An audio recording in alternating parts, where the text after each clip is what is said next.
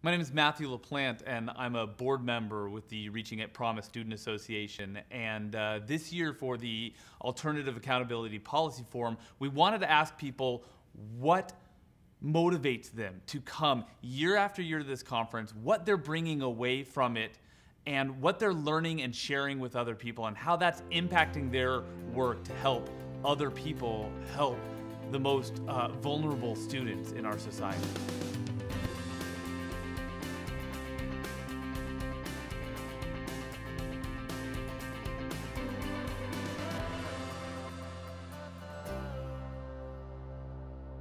I have come to this conference multiple times. This is my first year at this conference. This is my third year. This is my fifth year. 5 or 6 years, almost since the beginning. Each time I come, I learn an immense amount of information that applies to different areas of focus. And I keep coming back because the content and the individuals that attend this conference and the knowledge that I gain from coming just increases every single year. We have a very unique mission, and it's not always a popular mission, and that's to recover and re-engage kids that are disengaged from school. It early on became very clear that we needed a collective group of like-minded people to do that work.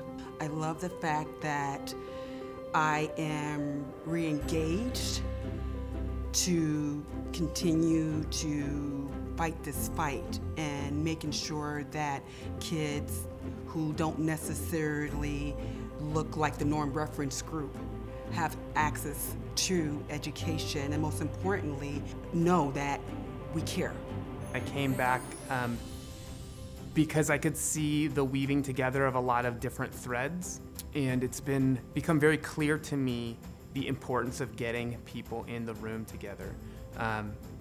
The conversations that happen, the connections that happen, the sparks of inspiration, the sharing of ideas, you can't replicate that any other way. You got to get folks in the room. I keep coming back because we do not have an accountability system that matches our educational opportunities. The reason why I keep coming back is to be re-inspired by other folks who are working with At Promise students to gain knowledge, wisdom, different ideas from colleagues both who work with SIATech and outside of the network, and to just continually reimagine myself within the context of education for At Promise students. You could go down to the nuts and bolts of the work, but for me personally, it's been about relationships. It's been about meeting other people who are doing the same type of work and learning from them. Every time I come here, I learn something new from someone, and it's actually led to me like creating new partnerships and being able to reach out to other people across the country and say, hey, I heard you, I remember I met you at, and connect that way. We want to have all the answers, and we don't. And being able to come to a conference like this and know that there are folks here that have already tried something that you might be trying to implement at your, in your program, and they have some framework that they can share with you. It's great to know that you're not alone, and that there are other people who are in similar struggles.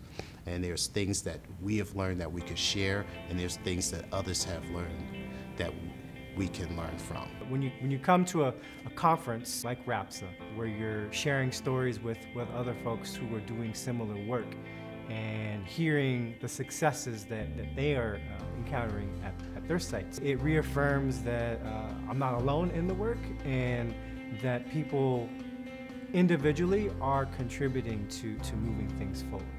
Being on that panel and sort of having that moment together and that realization that we each have a strength that we need to be leveraging in pursuit of results for young people, it was sort of like a catalytic moment. We'd known each other, we would have kept talking, and maybe a year later we would have come to the same conclusion. Sort of that shared space and that shared moment was like, you know, kind of a spark to say, let's do this now, we don't have time to wait. And just being here and talking to a couple people I have found out that there's research that supports that we should be doing it totally differently.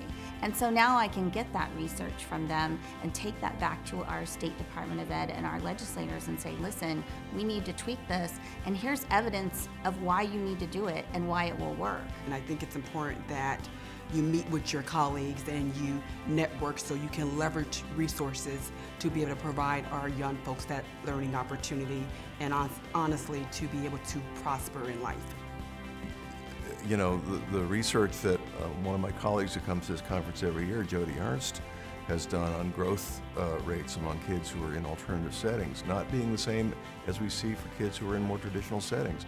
That was a big aha, because a lot of the push in this area has been for growth as the, as the thing that's going to fix accountability policy.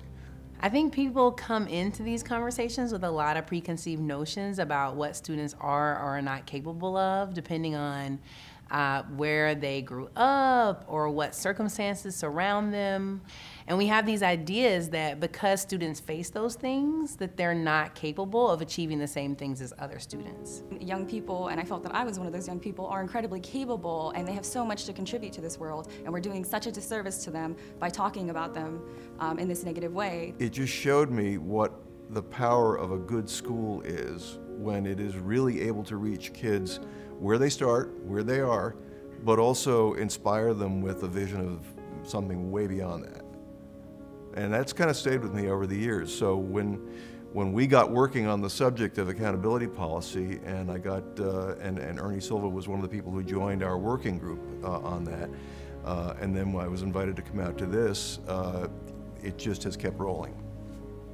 One of the most exciting things about last year were the student awards. When they had scholarships and sort of recognition of young folks. And actually seeing the student on the screen as they saw this whole audience really excited about them and their work and their future, to me that is the piece that's really priceless. And the fact that they received a scholarship to go to college. Our young people are our future, and currently there are huge equity gaps in this country for at-promise students. And so what drew me to this conference was because I've been doing research in this arena for about 6 years now, but what I find most often is that there's such a disconnect between research, practice, and policy. And so I think that the Alternative Accountability Policy Forum is a great forum for bringing together these various stakeholders that are all doing work with this population and all making great strides, but also having a number of challenges that could be sort of met and answered by sort of strategies that other stakeholders have developed for working with these students. And so there's a lot that we can all learn from one another, and diversity in general just breeds innovation. And so bringing together as many perspectives as possible gives us sort of the greatest chance to really serve these young people. I think when we place young people front and center, that's a sign that we're doing something right. And so seeing that last year, I think for me was a sign that this is the type of conference I'm interested in being a part of.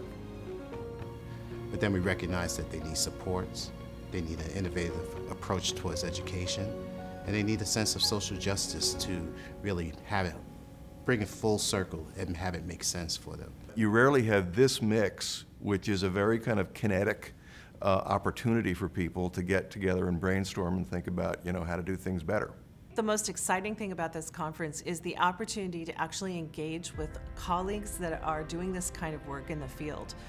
There are so many aspects of it that are new and that we don't understand and that are evolving all the time. And this conference provides a wonderful opportunity to network and engage with other people across the country doing this work and learn new things and share ideas. This is how we really make education all that it should be, where we're honoring the whole person. We're seeing who they are from not just a vessel to send information into, but to engage with and to recognize their brilliance and their assets and figure out how to develop that in this most authentic way. It's kind of the one place I know in the course of a year where the folks who work on policy and the folks who work with kids and the folks who think about things academically all get together and focus on the topic of accountability for alternative schools. Well, I think that it was relief on all of our parts that other people were doing this work, and not just educators, but community-based organizations. There were some allies at the policy level, but they weren't talking a lot about it. They realized something needed to be done, but they weren't sure what. So just garnering those allies and being able and willing to reach out into the community and get people like Julie Evans from Speak Up. Those types of like-minded folks with a consistent and a clear end in mind of what the outcome needed to be, which was quality education for all, that helped to quickly coalesce into a purposeful movement. And we've been able to get to the point we're at because of that.